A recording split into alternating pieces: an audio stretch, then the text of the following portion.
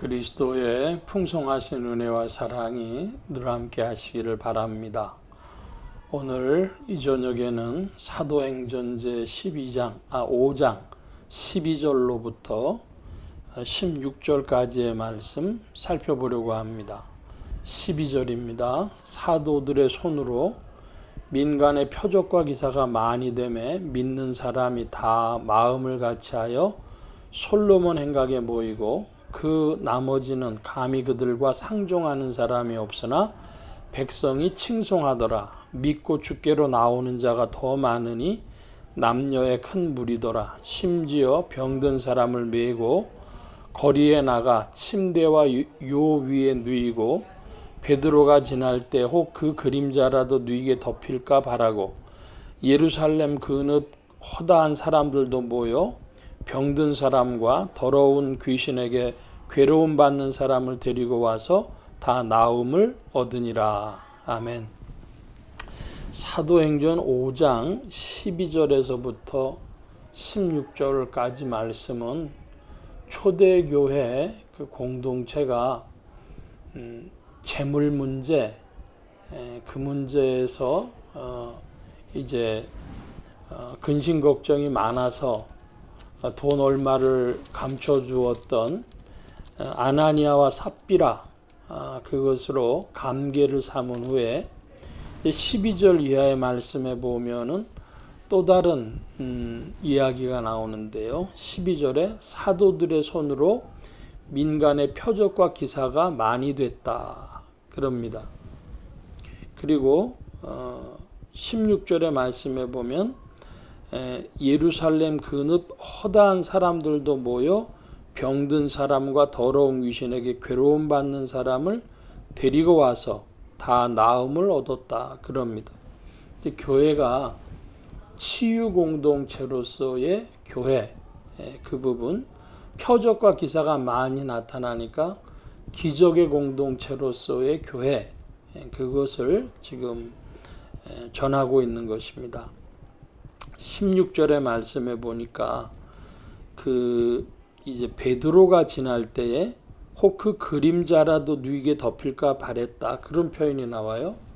그러니까 베드로를 통해서 큰 표적과 기사가 나타나고 이랬던 것을 우리가 알 수가 있습니다. 자, 그러면 이제 이 초대교회 공동체 이야기가 오늘날 2022년 지상에 있는 교회, 특별히 이제 한국교회, 좁혀서 우리 예수소망교회와 논의의 장을 같이 해서 살펴본다면 오늘날 교회는 어떠한가 하는 것이죠. 자, 오늘날 교회가 이러한 표적과 기사를 나타내는 그런 능력의 공동체 혹은 치유의 공동체가 되는가 하는 것입니다. 그렇다고도 대답할 수 있고 아니라고도 대답할 수 있는데 첫째는 이제 12절 말씀에 보면 사도들의 손으로 또 베드로 이랬습니다. 자, 그러니까 오늘날 교회가 이런 사도적 권세를 그대로 발휘하는가 하는 문제죠. 지역교회의 담임 목사를 칼빈과 같은 종교개혁자들은 그 교회에 있어서는 사도들과 같다 그렇게 이야기를 했습니다. 그러면 그 교회에서는 사도적인 그 직분이 감당되는데 이 초대교회에 있었던 사도들과 똑같은 그런 권능이 나타나는가 그런 질문이 하나의 질문이 되겠습니다. 또 하나 두 번째로는 이제 성경에 구약 39권, 신약 27권, 66권 성경의 제정 문제가 있는데요. 성경 제정됐다는 게 갑자기 이 치유 공동체, 기적 공동체와 무슨 상관이 있나 성도님들이 그렇게 생각을 하실 겁니다. 397년경에 이제 카르타고 공회라고 하는 데서 성경의 목록이 정해지고 그것을 이제 전 교회들이 주로 받아들이게 됐죠. 전 세계 교회가 이 기준을 가지고 사용을 합니다. 그러면 그게 무슨 의미가 있느냐 할 때에 성령께서는 언약의 말씀, 성경의 말씀을 붙들고 역사하신다 이것입니다. 그런데 그 성령께서 역사하시는 주요한 대상, 방향은 무엇이냐? 인간의 영혼이라고 하는 것이죠. 한 사람 한 사람 그리스도의 영혼이 주의 말씀을 따라서 교정되어지고 변화되어지고 그러한 삶을 살아가는가 하는 것입니다. 그래서 이 397년 정경이 확정되고 난 이후에 이런 기적과 치유를 일으키시는 성령의 역사는 끊쳐졌다, 종료되었다 이렇게 주장하는 것이 장로교회의 종료 이론입니다. 그럼 이것은 현실적으로 성도들의 체험하고 맞질 않는데 예수 믿기 전에도 이제 그 영혼의 씨름을 했고 그래서 예수 믿을 때 큰 기적을 체험하고 예수 앞으로 나와서 부복한 이들이 많이 있고 예수 믿고 신앙생활을 막 하면서 여러 가지 기적적인 체험들 혹은 치유의 체험들 이런 거 한 분들이 많이 있는데 어떻게 그런 얘기를 할까? 그게 낯설고 이상할 수 있습니다. 그러나 보다 본질적인 것은 성령께서 이제 한 사람의 영혼을 이끌어 하나님의 말씀으로 말씀의 빛으로 조명하시고 이 말씀과 부합하는 삶을 살아가는 인생들로 이끌어 가신다 할 때는 이 장로교회의 종료 이론이 의미가 있는 것이죠. 자, 그러면 그대로 문제로 남는 건 뭐냐 하면 오늘날 2022년 현재형으로 교회를 통해서 치유나 기적이 일어나느냐 안 일어나느냐 하는 것입니다. 무슨 순복음교회를 보든지 우리 개신교의 관점에서 뭐 순복음교회를 보든지 혹은 뭐 다른 열심히 그 은사를 추구하는 교회들은 기도 많이 하십시오. 그런 이야기들 하고 또 그런 은혜를 맛보고 싶어 하는 분들은 하루에 1시간씩 2시간씩 열심히 기도하죠.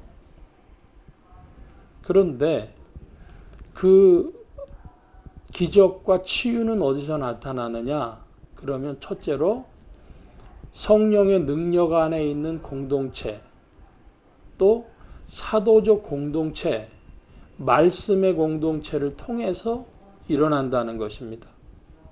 다시 한번 말씀드립니다. 기적과 치유의 역사는 성령의 능력 안에 있는 공동체, 사도적 공동체, 말씀의 공동체를 통해서 일어난다는 것입니다. 그것이 주축입니다. 거기에 보조적으로 개인의 경건과 기도의 열심이 있습니다. 그러니까 어느 게 중심이고 어느 게 보충이냐 할 때 중심은 성령의 능력 아래 있는 공동체, 사도적 공동체, 말씀의 공동체에서 오늘도 기적과 치유가 일어나고 또 이제 기도 열심히 하는 그런 개인의 경건과 기도는 보충적이다. 이런 말씀입니다.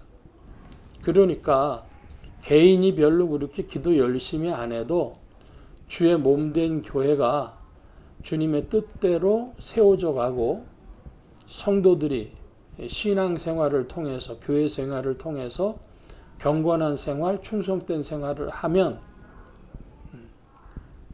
기적과 치유의 역사가 일어납니다. 그렇게 2000년 교회사가 왔습니다. 믿으시길 바랍니다. 그러니까 개인이 특별히 기도 안 해도 기적과 치유를 경험할 수 있습니다. 그런데 이제 오늘날 장로교하고 순복음이 이 의견에서 제일 반대가 되니까 비교한다면 순복음은 어디다가 초점 맞추냐? 그러면 개인의 기도 생활에 더 초점을 맞춘 것입니다. 그래서 397년 카르타고 공의회 이후로 종료 이론이다. 그러면 성도들은 깜짝 놀라겠지만은 그 종료라고 하는 것이 개인의 경건이나 혹은 초대교회의 사도 전승, 사도들을 통해서 12사도를 이 지구를 위해서 주님이 택하셨지 않습니까?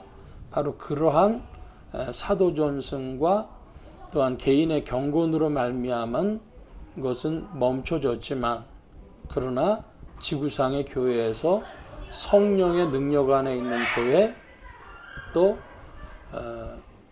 사도적인 교회, 여기에 사도적인 교회라고 하는 것은 각각 개개의 교회들을 주님께서 목회자들을 세우셔서 일한다고 하는, 그러니까 사도 전승이 아니라 사도적인